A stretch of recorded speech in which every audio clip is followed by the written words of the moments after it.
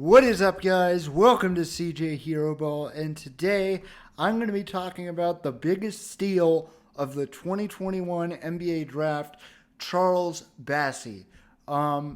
He was a projected first-round pick, potentially, and went at 53. That is a ridiculous steal, especially considering that this was a guy who was top 5 in the class of 2019, and then even in the class of 2018, once he reclassified, was still a 5-star recruit.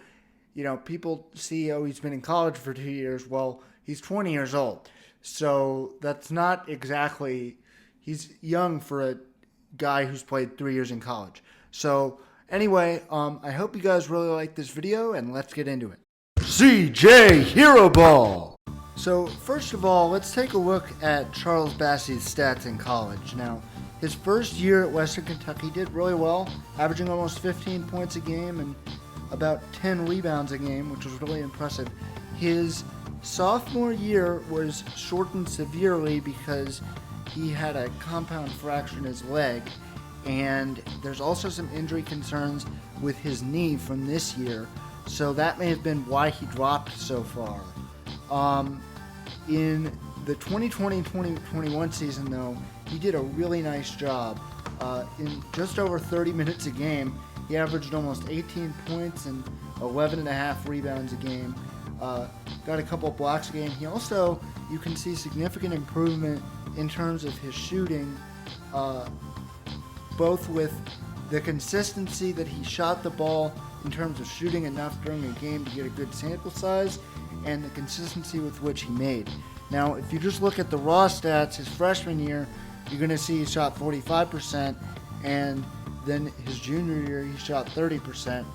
But that's leaving something really important out. He attempted in his freshman year just over half a three per game.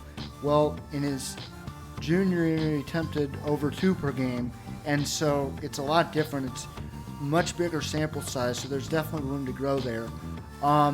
If you look at his film, you're going to see some really good things. I think the best thing he does is his athleticism. And I don't just mean his defensive athleticism and ability to get blocks. I also mean his ability to move up and down the floor.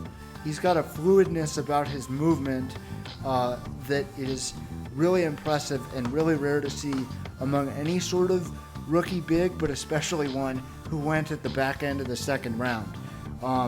He's really skilled, and he's got a little bit of a mid-range jump shot. Again, he's right now offensively primarily a paint guy, and that's why I think that going to Philadelphia for him is actually a really good spot, because he's going to get to work behind Joel Embid, who's got somewhat of a similar game plan, kind of a ceiling for Bassey there, and Andre Drummond, who's made his living, albeit as being slightly overpaid for some of his career in a lot of people's minds, with defense, rebounding, and inside scoring.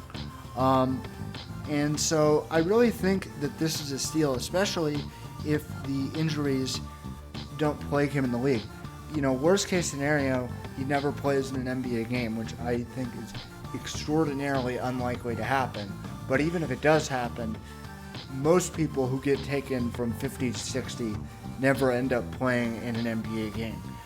Best case scenario, I compare him to a Clint Capella, because they can both run the floor. They're great rim runners.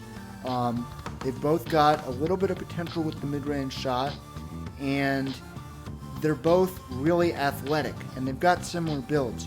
One thing, though, that I will give Bassey the edge on is when Capella came into the league, he was a straw. He was very athletic, very raw, and Bassey's raw, but he's raw skill-wise. He's not raw physically.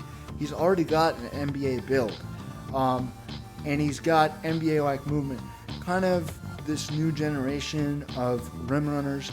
He's not going to be a Kristaps Porzingis who can stretch it out to 25 feet, or at least it doesn't look like it, but he's definitely got the potential to stretch things out a little. The one thing I will say about him in Philadelphia is that it's a great spot for him to grow and to learn, but it may not be the best spot for him long term if he fulfills his potential, which I think is Clint Capella with a better shot. I think he could be possibly, very top, you'd say Joel Embiid, but from a second rounder, that's a pretty high projection. If he turns into a Clint Capella, this will be more than a worth it pick for Philadelphia.